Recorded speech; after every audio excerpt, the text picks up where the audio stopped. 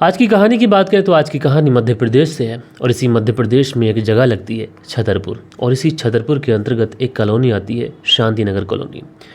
और इसी शांति नगर कॉलोनी में रहने वाले एक परिवार की कहानी है। इस परिवार के मुखिया हैं, इनका नाम है राहुल शुक्ला। जो राहुल शुक्ला है ये वहीं पर एक यूनिवर्सिटी पढ़ती है, महाराज छत्रसाहू यूनिवर्सिटी। उसी में लैब में ये एज ए सहायक के तौर पर काम करते हैं। अब दोस्तों ये आप लोगों को बताने की ज़रूरत नहीं है कि कोई किसी यूनिवर्सिटी के अंदर लैब के अंदर अगर सहायक के तौर पे काम करता है तो गिरे हाथ से भी अगर हम उसकी सैलरी पकड़ के चलते हैं तो 40 से 50 हज़ार के आसपास रही होगी। अब कोई व्यक्ति यूनिवर्सिटी में सहायक के तौर पे काम करता है तो उस इलाके में उसका नाम, उसका रुतबा, अच्छा पैसा, सारी चीज़ें बढ़िया, लोग इज्जत करते। अच्छा, ये जो राहुल शुक्ला है इनकी पत्नी है जिसका नाम ज्योति शुक्ला है। इनका एक बेटा बड़ा है और बेटी छोटी है।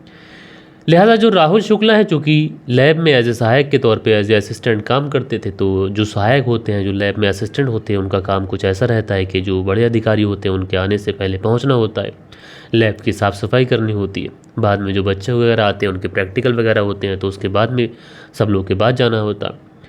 तो जो राहुल शुक्ला थे ये अपने काम में बहुत ज़्यादा बिजी रहा करते थे। इस वजह से कई बार ऐसा होता है कि ये अपने बच्चों को समय नहीं दे पाते थे।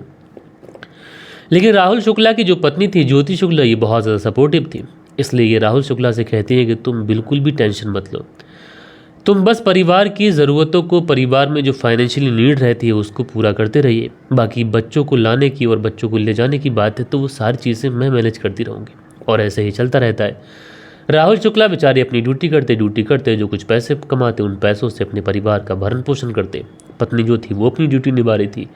जो छोटी वाली बच्ची थी वो डिसेंट स्कूल में पढ़ा करती थी तो उसको भी लाना, उसको भी ले जाना, ऐसे ही इस परिवार की जो दिनचर्या थी वो चल रही थी। अब दोस्तों ये जो परिवार है, इस परिवार में सब कुछ ठीक चल रहा है।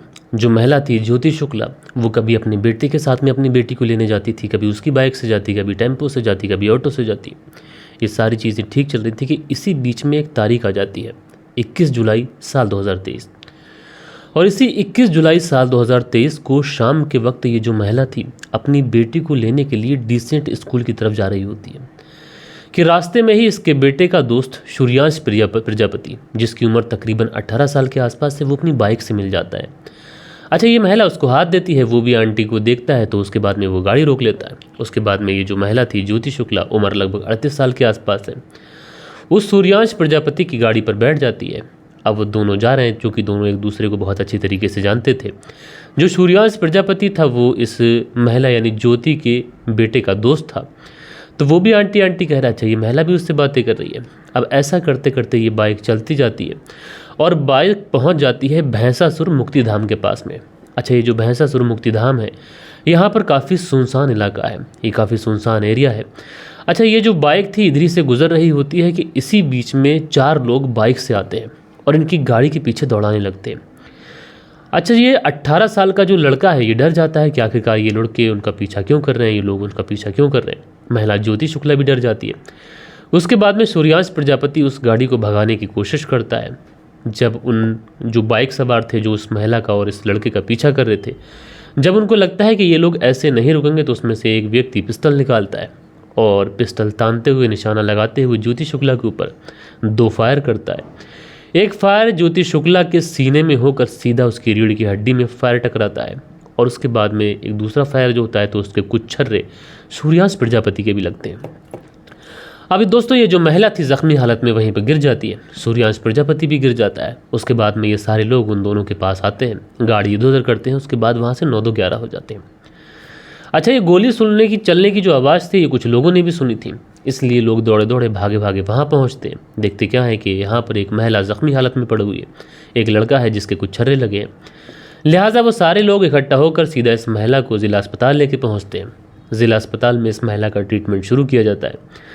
लेकिन दोस्तों जो डॉक्टर्स होते हैं जब वो ट्रीटमेंट शुरू कर रहे होते हैं तो उन्हें लग जाता है कि ये केस उनके लेवल का केस नहीं है। इसलिए वो लोग कहते हैं कि इस महिला को फ़ौरन से पहले ग्वालियर लेके चले जाओ और इस महिला को रेफ़र कर देते हैं। लेकिन दोस्तों एक ऐसा केस था जिस केस के अंदर एक लैब वाले व्यक्ति की जो सहायक थे और जो काफ़ी ज़्यादा नामवर व्यक्ति थे, उनकी पत्नी को दिन दहाड़े गोली मारी गई थी। लिहाजा उनको भी खबर दी जाती है, वो भी बेचारे दौड़े भागे पहुँचते हैं। इतनी ही देर में पुलिस का तांता भी वहाँ पर लग जाता है। अब सारे लोग इंतज़ार में है कि कुछ हो। उसके बाद में हम लोग इस महिला को ग्वालियर लेके पहुँचे लेकिन दोस्तों कुछ ऐसी लापरवाही ये लोग कर देते हैं, कुछ ऐसा डीले करते हैं कि बाद में जब 108 नंबर की गाड़ी आती है और इस महिला को जब तक ये लोग लेके जाते हैं तब तक शायद बहुत ज़्यादा देर हो जाती है और इस महिला की रास्ते में ही मौत हो जाती है। अब दोस्तों जैसे ही रास्ते में इस महिला की मौत होती है तो जो परिवार के मुखिया थे राहुल शुक्ला, जिनकी पत्नी थी ये ज्योति शुक्ला, उनका तो रो रो कर बुरा हाल हो जाता है। बच्चे दोनों अलग रो रहे हैं। अब इस बात की खबर इलाके में जैसे चलती है तो इलाके में अब लोग आक्रोश लोगों के मन में और तरह तरीके के सवाल कि इस तरीके से दिन दहाड़े एक मर्डर हो जाता है और वो भी ऐसे व्यक्ति की पत्नी का जो बहुत सीधे साधे व्यक्ति हैं। अब मामला ऑलरेडी पुलिस में था, धीरे धीरे पुलिस के ऊपर लगातार प्रेशर भी पड़ता है और जो उस इलाके के एसपी थे अमित सांघी जी, वो भी इस मामले को काफ़ी ज़्यादा गंभीरता से लेते हैं। अलग अलग लोगों से पूछताछ करते हैं, किसी ने किसी को देखा या फिर इस इलाके में जो लोग काम कर रहे थे, जिन लोगों ने सबसे पहले फ़ोन किया, जो लोग इस महिला को हॉस्पिटल लेके भागे, उन्होंने किसी को देखा, किसी को पहचाना क्या। उसके बाद में राहुल शुक्ला से भी पूछताछ की जाती है कि तुम्हारी किसी से कोई दुश्मनी, कोई रंजिश, हाल फिलहाल में किसी से कोई झगड़ा हुआ हो, पैसों की फिरौती वगैरह का कोई फ़ोन आया हो। लेकिन जो राहुल शुक्ला जी होते हैं वो कहते हैं कि साहब ऐसा तो कुछ भी नहीं है, मैं तो बहुत सीधा साधा व्यक्ति हूँ, बस स्कूल जाता हूँ, कॉलेज जाता हूँ, वहाँ से लौट के आता हूँ, ना किसी से लड़ाई ना किसी से झगड़ा, हम तो बहुत सीधे साधे व्यक्ति हैं। उसके बाद में पुलिस ये पूछने की कोशिश करती है कि ज्योति शुक्ला थी, उनका किसी से कोई विवाद रहा हो, लेकिन इस मामले में भी पुलिस को कुछ मिलता नहीं है। बहरहाल दोस्तों ये मामला धीरे धीरे अब मीडिया का रुख कर लेता है, मीडिया में ये बात पहुंचती है, साथ के साथ पक्ष विपक्ष भी होता है। अब धीरे धीरे पुलिस की भद्द पिटने लगी थी क्योंकि एक दिन का समय गुजर चुका था और इस समय गुजरने के साथ में पुलिस के हाथ ना तो कोई सबूत लगा था ना कातिल। लिहाजा उसके बाद में पुलिस अनगिनत लोगों से पूछताछ करती है, अपने अलग अलग तरीके से मुखबिर एक्टिव करती है। लेकिन दोस्तों 3 दिन के आसपास का समय गुजर जाता है और इन 3 दिन के समय में पुलिस के पास ना तो कातिल का कोई सुराग था और ना कत्ल करने का कोई मोटिव। अब दोस्तों 3 दिन का समय गुजर चुका था, पुलिस अपने हाथ पैर मार चुकी थी, लेकिन पुलिस के हाथ ना तो सबूत था और ना मोटिव। लिहाजा जो एसपी अमित सांघी जी होते हैं वो भी बड़े परेशान। धीरे धीरे लोग ये भी बातें कर रहे थे कि अमित सांघी जी के इलाके में इस तरीके से दिन दहाड़े कत्ल हो जाता है और पुलिस के हाथ कुछ भी नहीं है। लिहाजा पुलिस वालों ने तमाम मेहनत कर ली, तमाम मशक्क़त कर ली, ना पुलिस को घर वालों से कुछ बात पता चली, ना मोहल्ले वालों से, ना गांव से। लेकिन फिर पुलिस सोचती है कि हमने हर एंगल पर छानबीन कर ली है, ना दुश्मनी का एंगल मिला, ना लूटपाट का एंगल मिला। और घटना ऐसी है कि जो कातिल थे उन्होंने पीछा कर कर गोली मारी है, तो ऐसा तो कोई आदमी रंजिश में करता है या दुश्मनी में करता है। लेकिन जो परिवार के मुखिया राहुल शुक्ला है वो कह रहे हैं ना किसी से कोई दुश्मनी है ना कोई रंजिश है, तो फिर कौन कत्ल कर सकता है। फिर पुलिस वाले सोचते हैं कहीं ऐसा तो नहीं कि हम लोग दुनिया में कातिल को ढूंढ रहे हैं, लेकिन कातिल हमारी नाक के नीचे ही हो, क्योंकि कई बार ऐसा होता है कि घर परिवार के भी लोग इसमें इन्वॉल्व होते हैं। लिहाजा पुलिस वालों का जहन इस तरफ जाता है कि घर का कोई व्यक्ति तो नहीं है, तो उसके बाद में पुलिस वाले जो थे, अब जितने भी रिलेटिव्स होते हैं, घर के जितने भी सदस्य होते हैं, उन सबको जीरो इन करती है। और दोस्तों जब इन सब लोगों को जीरो इन करती है, साथ के साथ गांव के अंदर जो मुखबिर बहुत ही सक्रिय थे और जो मुखबिर अपनी मेहनत कर रहे थे, उनको भी कुछ अजीब बात पता चलती है। दरअसल कुछ ऐसा पता चलता है कि राहुल शुक्ला की जो पत्नी थी, जिसका नाम ज्योति शुक्ला था, उम्र लगभग 38 साल के आसपास थी, उसका किसी के साथ में कोई अफेयर था और इस अफेयर वाली बात का राहुल शुक्ला को पता था और इस बात से राहुल शुक्ला जो थे वो बहुत ज़्यादा खफा थे। अब दोस्तों पुलिस को जब ये बात पता चलती है कि महिला का, ज्योति शुक्ला का किसी के साथ में कोई अफेयर था, तो पुलिस अपनी हर तरफ की छानबीन को रोक देती है, क्योंकि आज के इस दौर में ज़्यादातर क्राइम, ज़्यादातर मर्डर जो हो रहे हैं वो इसी वजह से हो रहे हैं। लिहाजा पुलिस वाले जो थे अब इस राहुल शुक्ला के इर्द गिर्द अपनी छानबीन को बढ़ाते हैं। लिहाजा जब राहुल शुक्ला की इर्द गिर्द अपनी छानबीन को बढ़ाते हैं, इसके मोबाइल की कॉल डिटेल्स, इसकी लास्ट लोकेशन, ये सारी चीज़ें चेक करते हैं और पुलिस को जब इसमें राहुल शुक्ला संदिग्ध दिखाई पड़ता है, तो उसके बाद में पुलिस वाले क्या थे, राहुल शुक्ला को उठा लेते हैं। उठाने के बाद में सीधा इसे पुलिस थाने लेके आते हैं, इसे फ्रंट सीट पर बैठाते हैं, उसके बाद में इससे पूछताछ करते हैं। लेकिन राहुल शुक्ला शुरुआत में पुलिस को इधर उधर की तमाम बातें बताता है, तमाम तरीके से गुमराह करने की कोशिश करता है, लेकिन अंत में पुलिस का डंडा और पुलिस की मार, उसके आगे राहुल शुक्ला टूटता है और टूटने के बाद में तोते की तरह पूरी कहानी बताता है। राहुल शुक्ला सबसे पहले एक बात कहता है कि मैं पहले अपनी पत्नी से बहुत ज़्यादा मोहब्बत करता था। तो उसके बाद में पुलिस पूछती है कि अगर पहले अपनी पत्नी से इतनी ज़्यादा मोहब्बत करते थे तो अब क्या हो गया और तुमने कत्ल क्यों करा दिया। तो उसके बाद में राहुल शुक्ला कहता है कि मेरी जो पत्नी थी, इसने मुझे कहीं का नहीं छोड़ा और इसने मुझे धोखा दिया है। अब जैसे ही पुलिस वाले ये बात राहुल शुक्ला के मुंह से सुनते हैं, तो उसके बाद अब इसे इत्मीनान से बिठाते हैं और इत्मीनान से बैठाने के बाद में अब इससे पूछताछ करते हैं और इसकी पूरी कहानी सुनते हैं। तो ये जो राहुल शुक्ला है ये बताता है कि उसकी पत्नी ज्योति शुक्ला से उसकी शादी लगभग 17 से 18 साल पहले हुई थी और उसके बाद में हमें 2 बच्चे भी होते हैं। मैं चूँकि एक यूनिवर्सिटी में एज ए लैब में एज ए सहायक काम करता था, पत्नी जो थी वो घर की तमाम जिम्मेदारियां उठा रही थी। यानी एक परिवार में खुशी की, एक सुखी परिवार की आप जो भी कल्पना कर सकते हैं उस तरीके का ये परिवार था। परिवार में ना पैसे की कमी थी, ना इज्जत की कमी थी। परिवार भी मुकम्मल हो चुका था, एक बेटी एक बेटा हो चुका था और जो ज्योति शुक्ला थी उसे उसकी सारी सुख सुविधाएं मिल रही थी। सारी ही चीज़ें बहुत अच्छे तरीके से चल रही थी। लेकिन इसी बीच में जो राहुल शुक्ला होता है उसे कहीं से ये पता चलता है कि उसकी जो पत्नी है उसका किसी के साथ में नाजायज़ रिश्ता है। अब जैसे ही उसे ये बात पता चलती है तो उसके बाद में वो यकीन तो नहीं करता है, लेकिन फिर लोगों से पूछता है कि तुम ये सब कुछ क्या कह रहे हो कि मेरे जाने के बाद मेरी पत्नी कुछ इस तरीके से करती है।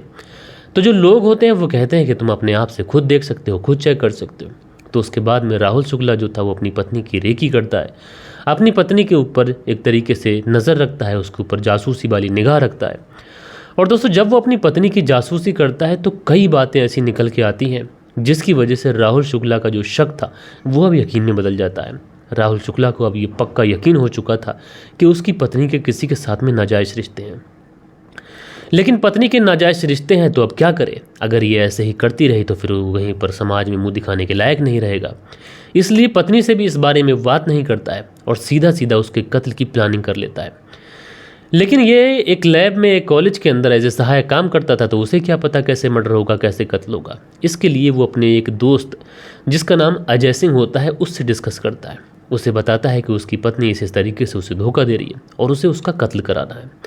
अच्छा, जो अजय सिंह था ये भी पूरी दोस्ती निभाता है। उसके बाद में 4 लोगों से इसकी मुलाकात करवाता है। एक का नाम केशव राजा होता है, एक का नाम राजवीर होता है, राजवीर यूपी का रहने वाला था, और 2 और लोग। इन 4 लोगों से मुलाकात करवाता है। मुलाकात करवाने के बाद में इन लोगों को सुपारी दी जाती है। बाकायदा 6 लाख रुपए में ये सौदा तय होता है। 1 लाख रुपए एडवांस देने की बात होती है और 5 लाख रुपए काम होने की बाद में। अच्छा, जो शूटर थे वो भी मान जाते हैं इस बात में। उसके बाद में इस महिला यानी ज्योति शुक्ला की रेकी वेकी होती है और इस मामले में भी पुलिस के हत्थे कुछ CCTV कैमराज लगे थे कि कैसे उसकी रेकी हो रही थी। और उसके बाद में 21 जुलाई साल 2023 को जब ये महिला अपनी बेटी को लेने के लिए स्कूल के लिए जा रही होती है और साथ में वो इसका बेटे का एक दोस्त जिसका नाम सूर्यांश प्रजापति उसके साथ जा रही थी, और जैसे ही ये लोग भैंसासुर मुक्तिधाम के आसपास पहुंचते हैं तो वो सुनसान इलाका था।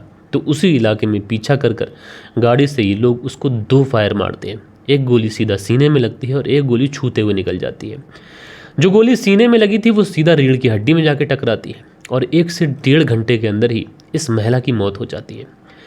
बहरहाल दोस्तों, पुलिस ने जब ये पूरा केस सुना तो उसके बाद में पुलिस को भी ये लगा होगा कि अवैध संबंधों की भेंट एक और ज़िंदगी चढ़ गई। एक बार फिर से 2 बच्चे अनाथ हो गए, एक व्यक्ति बिना पत्नी की हो गया। यानी अवैध संबंधों में और महज एक छोटे से गुस्से और एक शक की वजह से ये जो पूरा केस था आप लोगों ने सुना कि किस तरीके से एक हंसता खेलता परिवार उजड़ के रह गया। तो दोस्तों, इसीलिए मैं आप लोगों से हमेशा कहता हूँ कि अवैध संबंधों से इंसान को आज के इस दौर में बच के रहना चाहिए, क्योंकि आप लोग ज़्यादातर जो कहानियाँ सुनते हैं वो कहानियाँ ऐसी नहीं होती हैं कि कहीं से लिखी हुई या कुछ है। आजकल आज के समाज में आप लोग देखेंगे कुछ कहानियाँ तो बहुत ज़्यादा पॉपुलर हुई इसमें, चाहे मुस्कान रस्तोगी हो या फिर सोनम रघुवंशी हो, और उसके बाद में मुस्कान, उसके बाद में कई ऐसे केसेस में अनगिनत केसेस आप लोग को सुना चुका हूँ। तो ये सारी चीज़ें जो होती हैं वो अवैध संबंधों की वजह से होती हैं। बहरहाल दोस्तों, ये थी कहानी, और इस कहानी के बारे में आप लोग जो भी सोचते हैं अपनी राय ज़रूर से ज़रूर दीजिएगा। बाकी कल के दिन आप लोग के कुछ बेहतरीन से कमेंट्स भी थे, वक्त होता है कि आप लोग के कमेंट्स पढ़ लिए जाए। और हाँ दोस्तों, आज के मैं कमेंट्स पढ़ूँ उससे पहले मैं आप सभी लोगों को बता देना चाहता हूँ कि आज के बाद आप लोग अपने कमेंट्स सुबह 10 बजे से पहले कर दिया करें, जो लोग चाहते हैं कि उनका नाम वीडियो में लिया जाए, क्योंकि अब से मैं वीडियो जो है वो 9 बजे के आसपास शूट करने बैठ रहा हूँ। तो ऐसे में आपके जो कमेंट्स हैं मैं 9 साढ़े 9 बजे के आसपास जो कमेंट्स होंगे वो मैं पढ़ लूँगा। तो मंसूरी भाईजान जी का कमेंट्स है, मोहम्मद रियाज जी हैं, लिखते हैं नाइस स्टोरी सर जी, तो शुक्रिया आपका। इरफान जी हैं, लिखते हैं नाइस स्टोरी ब्रो, तो इरफान जी शुक्रिया आपका। मंसूरी भाईजान हैं, लिखते हैं गुड जॉब भाई, तो बहुत बहुत शुक्रिया भाई। दिनेश कुमार हैं, लिखते हैं बहुत बढ़िया कहानी है, तो दिनेश कुमार जी आपका भी शुक्रिया। उसके बाद में खान अकील हैं, लिखते हैं अस्सलाम वालेकुम शाबिज भाई, वेरी नाइस स्टोरी, तो खान अकील जी आपका भी शुक्रिया। दिनेश कुमार हार्ट्स बनाते हैं। मंसूरी भाईजान लिखते हैं मलिक भाई आपकी सादगी लाजवाब है, तो मेरे भाई शुक्रिया आपका। दिनेश कुमार लिखते हैं नमस्कार मलिक भाई साहब, बहुत बढ़िया कहानी है, तो आपका बहुत बहुत शुक्रिया। मंसूरी भाईजान जी कमेंट्स करते हैं। जी वैश अंसारी जी कमेंट्स करते हैं। मंसूरी भाईजान आगे लिखते हैं, भाई जी हम आपकी कहानी को सऊदी अरब से सुनते हैं और भाई जी आपकी कहानी सुनाने का अंदाज़ बहुत अच्छा है। तो मेरे भाई शुक्रिया आपका। हुसैन रतलामी लिखते हैं, बहुत अच्छी आवाज़ है सर आपकी। तो हुसैन रतलामी जी शुक्रिया आपका। राजू सोलंकी हैं लिखते हैं, आपकी आवाज़ चेंज है भाई, गुड स्टोरी, लव यू भाई। जी हाँ, आवाज़ थोड़ी सी चेंज है, थोड़ा सा सर्दी हो गई है, लेकिन सब कुछ ठीक हो जाएगा। जिबैश अंसारी हैं लिखते हैं, शाबिज भाई अस्सलाम वालेकुम। तो भाई जिबैश अंसारी जी वालेकुम सलाम, शुक्रिया आपका। अलबफ़ा जी कमेंट्स करते हैं, सुनील त्यागी हैं लिखते हैं, नमस्कार भाई साहब, सुनील त्यागी शना बुलंदशहर से। तो भैया नमस्कार, शुक्रिया आपका। मोहम्मद इमरान लिखते हैं, मोहम्मद इमरान यूपी फ़तेहपुर से सुनते हैं और भाई लिखते हैं अल्लाह आपको कामयाबी दे। तो मेरे भाई शुक्रिया। विजय भान लिखते हैं, सर जी नमस्कार, विजय भान यादव गोरखपुर से, और सुल्तानपुर का पूजा की स्टोरी नहीं सुनाया। तो विजय भान जी भैया नमस्कार। तो मैं कोशिश करूंगा कि सुल्तानपुर की पूजा की कौन सी स्टोरी है उसको मैं आज स्टडी कर लूँगा, और अगर मुझे सारी चीज़ें मिल जाती हैं तो मैं कल के दिन आपको ज़रूर सुनाऊंगा। सुरेंद्र शर्मा लिखते हैं, नमस्कार मलिक भाई साहब, नाइस स्टोरी। सुरेंद्र कुमार श्री विजयनगर राजस्थान से, शुक्रिया आपका। धीरज सिंह लिखते हैं, जय श्री राम मलिक भाई, अवैध संबंध हमेशा परिवार को ख़त्म करते हैं, इंसान को समझना चाहिए। तो शुक्रिया भाई आपका। उसके बाद में मनदीप वर्मा की पत्नी लिखती हैं, नमस्कार भैया, नाइस स्टोरी। प्रादीप वर्मा इनका नाम है, जलंधर पंजाब से सुनती हैं। तो नमस्कार बहन जी, शुक्रिया आपका। मूड फ्रेशर करके आईडी लिखते हैं, पहले सुप्रीतम से सुनी थी ये इस क्राइम की स्टोरी, पर अब आपसे सुन ली। तो भाई शुक्रिया। साहिल है, इनका नाम शाहबुद्दीन है, बहुत बहुत शुक्रिया। फरजाना सिद्दीकी हैं लिखते हैं, अवैध संबंध हमेशा बुरा होता है और वासु का अंत भी बहुत बुरा होता है। तो शुक्रिया आपका। बालिश बिहारी हैं लिखते हैं, मलिक साहब जी नमस्कार सर जी, पहले के लोग कहते थे कि औरत का दिमाग नहीं होता है, लेकिन अब औरत का दिमाग कहाँ से आता है भगवान जाने, थैंक्स सर जी। तो शुक्रिया भाई आपका।